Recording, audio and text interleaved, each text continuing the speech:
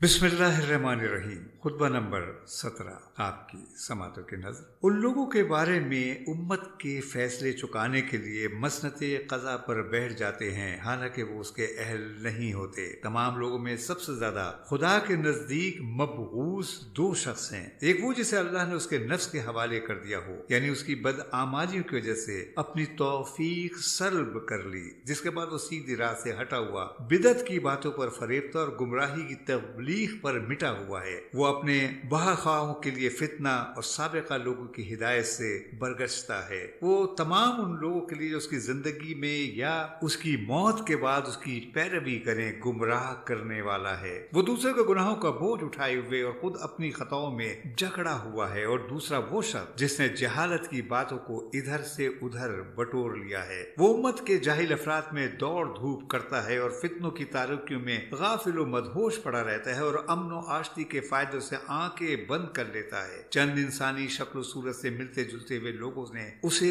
आलिम का खिताब दे रखा है, हालांकि वो आलिम नहीं। वो ऐसी बेसूद बातों के समेटने के लिए मुंह अंधेरे से निकल पड़ता है जिनका ना होना होने से बेहतर है। यहाँ तक कि जब वो इस गंदे पानी से सैराब हो लेता है और ला यानी बातों को जमा कर लेता है तो लोगों में काजी बनकर बैठ जाता है और दूसरों पर मुश्तबा रहने वाले मसाइल के हल करने का जिम्मा ले लेता है। अगर कोई उलझा हुआ मसला उसके सामने पेश होता तो अपनी राय से उसके लिए भर्ती की फरसूदा दलीलें मुहैया कर लेता है और फिर उस पर यकीन भी कर लेता है। इसी तरह वो शुबहात के उलझाव में फंसा हुआ है, जिस तरह मकड़ी खुद ही अपने जाले के अंदर। वो खुद ये नहीं जानता कि उसने सही हुक्म दिया है या गलत। अगर सही बात भी कही हो तो उसे ये अंदेशा होता है कहीं गलत ना कहा हो, और गलत जवाब हो तो उसे ये तवक्को रहती कि शायद यही सही हो। वो जहालतों में भटकने वाला जाहिल और अपनी नजर के धुंधलापन के साथ तारीखियों में भटकने वाली सवारियों पर सवार है। न उसने हकीकत इल्म को परखा, न उसकी तह तक पहुंचा। वो रिवायात को इस तरह दरहम बरहम करता है जिस तरह हवा सूखे हुए तिनकों को। खुदा की कसम, वो इन मसाइल के हल करने का अहल नहीं है जो उससे पूछे जाते हैं, और न इन मनसब के काबिल है जो उसे सुपुर्द किया गया है। जिस चीज को वो नहीं जानता उस चीज को वो कोई काबिल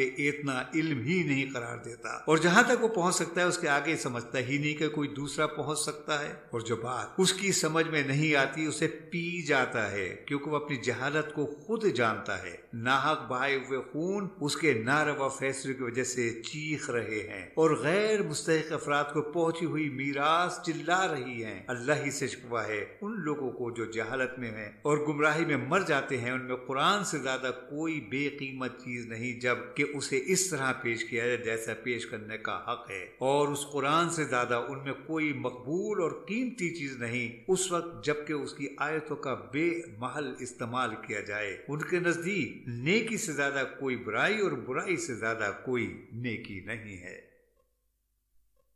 तमाम मोमिनीन व मोमनात को आमिर अस्करी का सलाम पहुँचे याली मदद। अल्हम्दुलिल्लाह नहजुल बलागा की पहली प्रोफेशनल रिकॉर्डिंग की गई थी, जिसके लिए मैं शुक्रिया अदा करना चाहूँगा जनरल खादिम हुसैन साहब का, जिनके ताउन की वजह से ये रिकॉर्डिंग मुमकिन हुई थी। अब दूसरा कदम बढ़ाया है नहजुल बलागा के मुकम्मल खुतबात को यूट्यूब पर लाने के लिए। तमाम मोमिनीन व मोमनात से गुजारिश है कि अगर आप इस सवाब जारिया का हिस्सा बनना चाहते हैं तो स्क्रीन पर अकाउंट नंबर मौजूद है। इसमें बढ़ चढ़ कर हिस्सा लें ताकि हम अपने मिशन को मुकम्मल कर सकें।